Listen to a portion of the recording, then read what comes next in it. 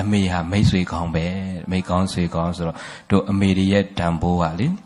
မရှိတဲ့သူတွေအတွက်တော့စိတ်မကောင်းဖြစ်ပေမဲ့ရှိတဲ့သူတွေအတွက်တန်ဖိုးရှိတွေကိုတန်ဖိုးသိဖို့လိုလားမလိုဘူးလားဒီမှာတနာနေတာတဲ့ဆိုင်ရင်လေစားနိုင်တဲ့ပါဇက်ကလေးရှိတော့ကြွေးကြပါလက်ခံနိုင်တဲ့လက်ကလေးရှိတော့ပေးကြပါမစားနိုင်တော့မကြွေးနိုင်တော့မှပေးတော့လည်းဘာမှမထူးလေမိဘကျေးဇူးဆက်ဆိုတာတချို့ကလည်းပြောတယ်ဟိုတရားဝဲနေကျေးဇူးဆက်တယ်ပေါ့ဒီလောကတော့မိဘကျေးဇူးဆက်တရားဝဲဆိုမြောက်ကလာမှာသွားဟောပေးရဘုန်းကြီးအဲ့ဒါလေးပြောတယ်မိဘကျေးဇူးဆက်ဆိုတာတဲ့လို့ဒီသေပြီးမှမိဘကျေးဇူးတည်တာတဲ့ဆိုင်ရင်လို့မသေးခင်မိဘကျေးဇူးကိုတည်နာဖို့တန်ဖို့ရှိတယ်နော်ပရိသတ်သေပြီးရဲ့လူအတွက်ကြံခဲ့တဲ့သူတွေလှုပ်ပေးတဲ့ကုသိုလ်ကလေ9ပုံပုံ1ပုံလောက်ပဲအခွင့်အရေးရှိတယ်။ပါတယ်တော့သေတဲ့လူကိုကြံတဲ့သူကလှုပ်ပေးနိုင်တဲ့အခွင့်အရေးကလေ9ပုံပုံဘယ်လောက်ပဲရှိ